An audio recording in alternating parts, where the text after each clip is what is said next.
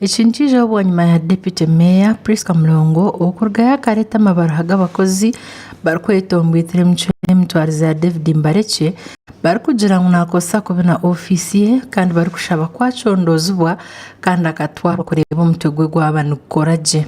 Why we came up with this resolution that this central money should be set aside. You lay those Chico to me because me. Chico, ekakoromurmo enguto yazikora yaziheza. Eriyone yenda sente zayo sente zarema. It's not coming up to explain.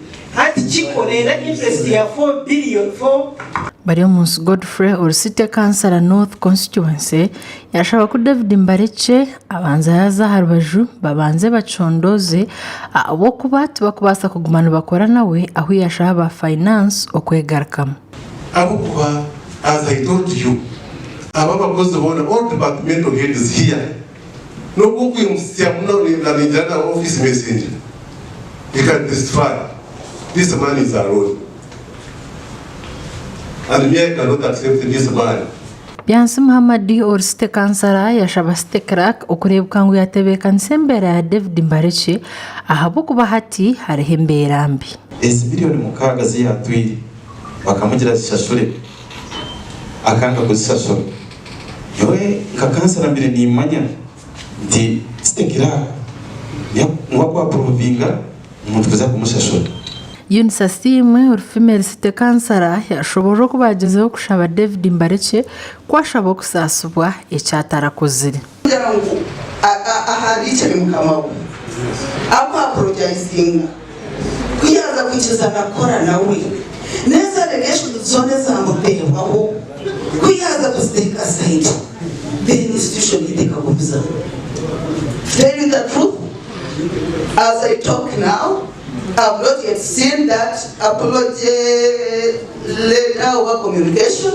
Or Speaker wa Mbara City Council Bonita Shobya yashobora kuba arkwija kuteka akakiko ko kucondoza hanshonga za Mbareki David konke cyo kumutwara mu irwaro kumukebera umutwe yagira ngo eco tishirukwikirizwa. So interdiction is a remedy. It is for the town clerk and for investigations. Koleka one maybe na the mama kandi executive wakia tukamera ngo umuntu oze mucebe umutwe. Yes, I read what is there. True or false? We David Mbareki umukwehozaho yashobora kwebyona nebyo kumbeherera bwanyuma y'abebembeza bamwe okosa kubye sente arikugira ngo bamwe bakatwara sente konka bazikose bitari byo. Aba ba staff bo babene bateka kubanyihira ha system baheza kunanka kubahereza sente Rwanda muri bo bateka ngo umu office ya CFO ariyo sente zo kugira ki zo kugaba CFO tayenda kugira ki kuzigaba ene hawuri batakumanya ngo ezo sente nezo kushashurura projects. Afutwaza kuja mu rukiko ababashara mu kutaha akakiko ko kucondoza ahanshunga za David Mbareki. Ndi Olivia Kamsime ahabwata yari West Omurimbara.